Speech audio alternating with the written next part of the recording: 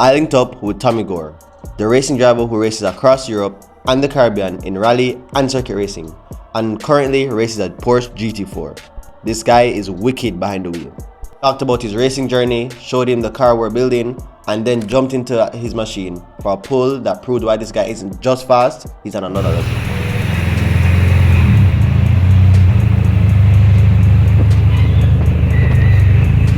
The man himself. How you doing? Good. So what do you like about the car specifically? What do you like about? So it's my daily driver. Everybody will say this is the most controversial thing I've said probably in my career. It's automatic, and I love that about the car.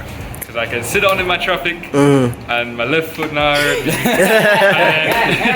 And when I want to press it, right foot flat to the floor, it gears down for me, I'm gone. You know, I love it. I love manual cars. I have 2 race cars that are manual with clutch and everything. But that's for racing and that's for being the fastest on track. It's a road car, it's a daily, and you want a mix of everything. So that's why the auto is the best for me, you know. Man, them automatic is the way you heard it from the man Not itself. the way for the circuit, you know, not for the track. For the track. Just for the road car, the daily. I mean, everybody a ball about it, automatic. Man, when you press the gas and it shifts faster, then you can shift the gear with your hand. So really can't complain. Love the car. You can drive manual? Believe. Oh, manual? You can drive automatic. You can drive manual? We have to do some. Yeah, you have to do some training, man.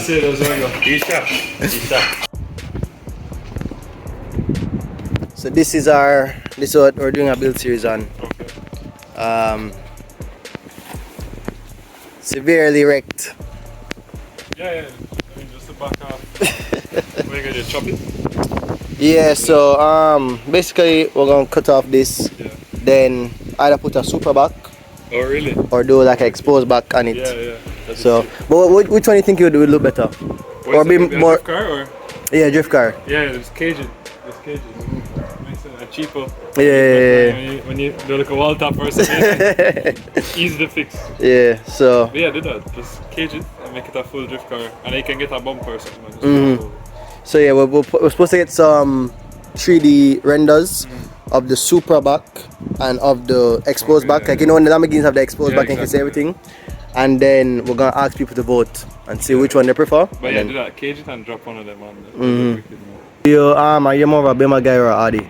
Audi probably. Yeah. Okay, good. I just had to make sure. I just love a 4-wheel drive platform. Like the rear-wheel drive is fun. You can flick it and everything, but I like driving fast, so that's the faster way around the corner with the all-wheel drive. So yeah. That's my preference. I wanted to ask you your opinion on the WRX, because they don't say that's kind of the cousin of the EVA and stuff. So when I was younger, I was always like, no, Subaru, like that's foolishness. I don't like it at all because of the rivalry that was going on. To see them still continuing and supporting rally, and I mean they have now in ARA, which is American Rally Association, they have a Rally 3 car, which is similar to Group N, what we have in Jamaica.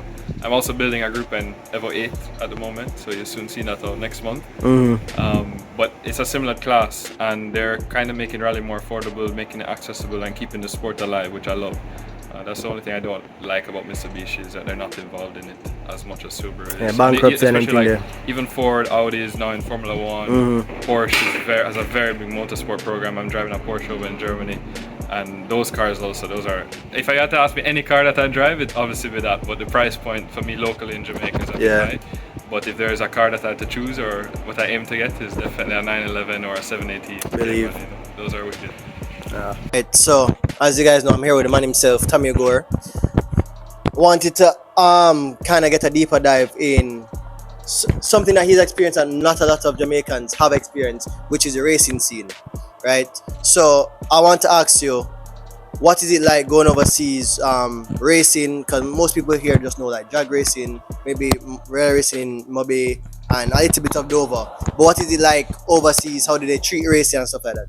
So I mean, as you know, locally we have an amazing car culture, and everybody is involved in it. You know, your family, your friend, your uncle, your aunt, everybody comes out to the racing, and it's a very big community. You know, I mean, for me personally, I'm involved in the community. Anywhere I go, people are like, "Oh, how are you doing in the racing?" That kind of thing. You know, it's a common conversation. Everybody's watching you because of that and looking out for you because you're in that same tight-knit community.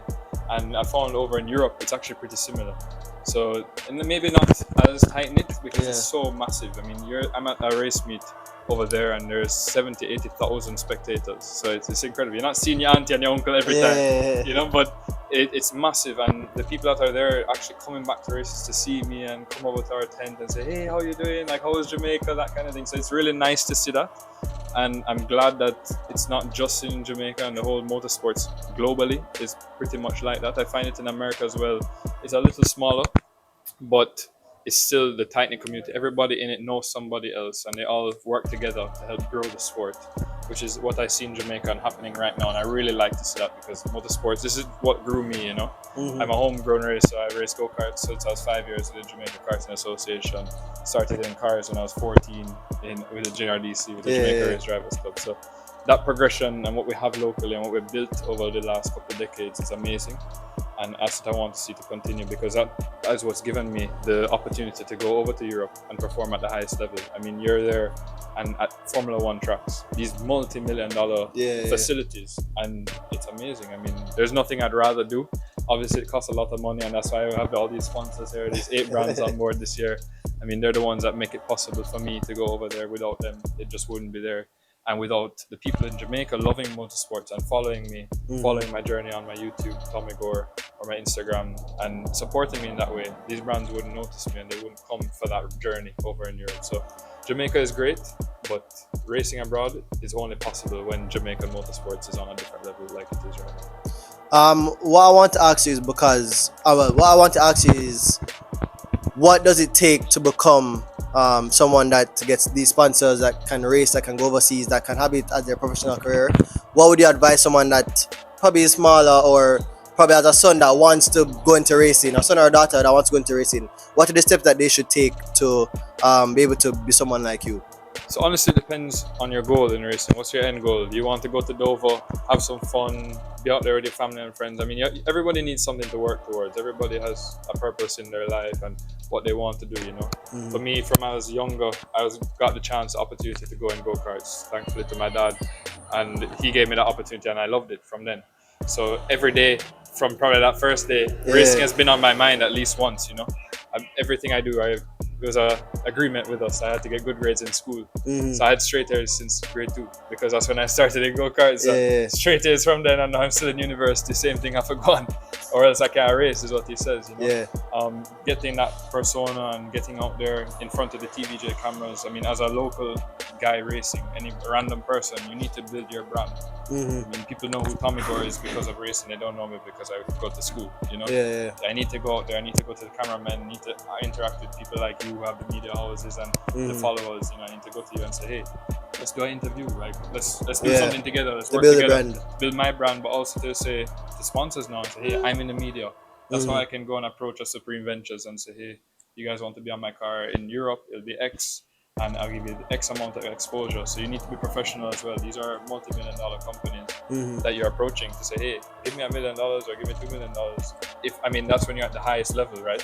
When you're starting out, you're going to your family and your friends that have a garage like this one and saying, hey, can I get 15,000 to this race meet or to every race meet? You have to start out progressively. You can't go and think you're Lewis Hamilton. Lewis Hamilton is making multi-million US dollar deals, right? So you have to start out small, but you have to build your brand. It's not everybody's steps aren't the same, you know. I started in karting, so I had the benefit of that, to jump into cars and be immediately successful. But maybe you need to start in sim racing with the JSRA, with the Jamaica Sim Racing Association. Get your skills up. Then you go in your road car to Super Street in Dover Raceway. And then after you win that championship, you can now go to a sponsor, somebody you know, with a shop, with an auto store, or selling automotive products, and say, hey, I'll put your brand on the car, even a supermarket or any little brand that would benefit from the social media exposure or the exposure at Dover Raceway. It can't just be a 1-2 step. It's not, give me some money, you know. It's what can I do for you? And that's the main thing that everybody needs to get in their mind, versus asking for something. What can you do for the other brand that's on your car? Question, what is your worst experience racing and your best experience racing? My worst, so it's already the worst. So my worst, I'd have to say, when you have an accident, a big accident. For me, that was my accident, actually my first race meet, the last race in October of 2019 when I was 14 years old. There was a lot of pressure on me, a lot of people, because I'm Doug Gore's son, and that's all that was going through people's mind. Oh, you're going to be fast, or you must win, that kind of stuff.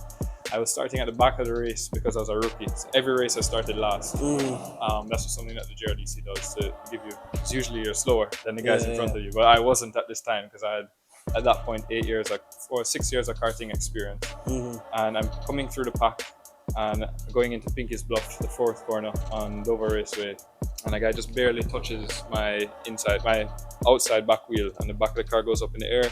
His car goes up in the air, he hits a wall straight into my windscreen. So that was scary, and to bounce back from that, I mean, it was a hard emotional experience. I mean, I had accidents before, so I wasn't scared of going back into the car, but there's so much build up to that race meet, and to really bounce back from that at the next sprint, which would have been in 2020, March 2020, just before COVID, came to go back in a rally car and go out there and give it my all again, and not have to worry about anything in the past. You know, something that makes you a good racing driver, dealing with the situations when they happen and going through. So that was probably my worst experience, but it's what made me into the driver I am today. You know, without that kind of stuff, you have an accident now and you don't know how to react. So it really helped me along the way. My best experience for sure last year, 2024, racing in the ADAC GT4 Germany with Senna Sommerville. We got third place at the final race meet of the year at Hockenheim, another Formula 1 track. And man, that was insane. You're there with 90,000 spectators at that race, 95,000 at that race, and you're jumping out of the car and you see everybody in the stands cheering for this Jamaica car that they have no clue who was driving at that time, you know. But our first time on the podium, and the year was so long, a lot of work that went into it, a lot of build up, a lot of support from both Jamaicans, motorsport fans, but also corporate Jamaica to be able to get us over there to begin with. So that was a highlight of probably my career at the moment, and winning in Radical Cup UK at Donington Park. That is what propelled me to be able to race overseas. I got one opportunity to go to England, my first time ever racing in Europe, racing outside of the Caribbean, jump in a Radical SR3 on a brand new track, and I won the third race of the day in the rain. So that was awesome, and that is what caused everything else to happen since that point. So you have to look at the steps in the career, but honestly, I don't know. It's so many to take from it, and looking back at my YouTube videos, that's kind of why I do it for myself. You know, I do it for everybody to watch and experience it themselves and see the journey. But when I'm 50, 60 years old, and I want to go back and watch the journey that has happened, so I've started filming on YouTube and documenting this process. Man, them pre. Yo, full up. Yo, if the car seems a bit slower, is the weight here. The weight, man. What?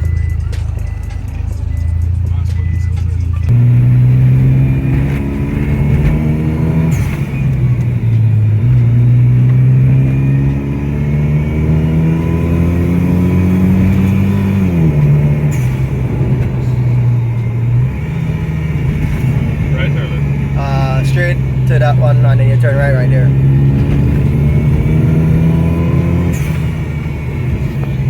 Crack the window a little bit, you know?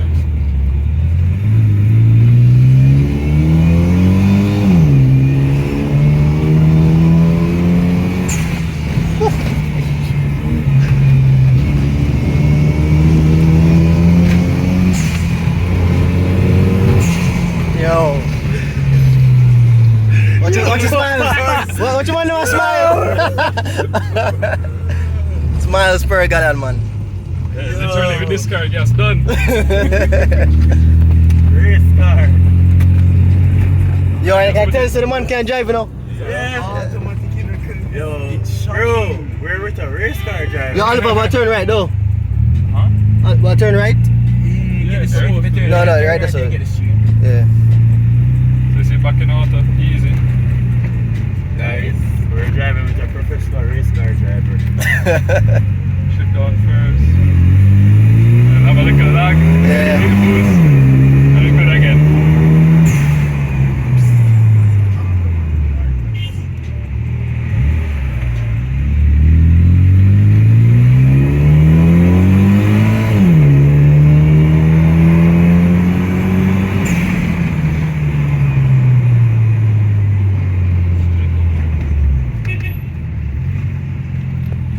Yeah, go straight and then. Oh shit, really? Yeah.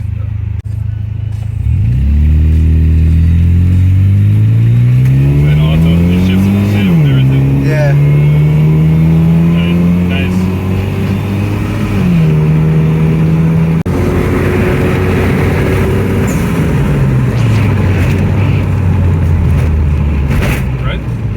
No, you're going straight. Yeah.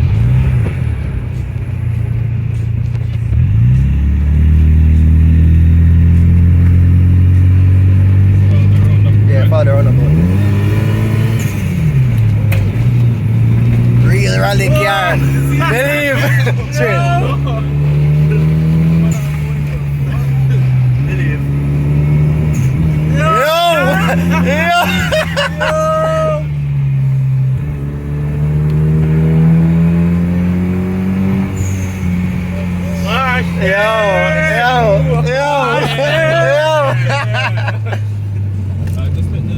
Yeah, you gotta take the yeah. This one? Yeah, that this right. Map the weight, man. Map the weight. Believe no? Ah, shit. Then just straight from here.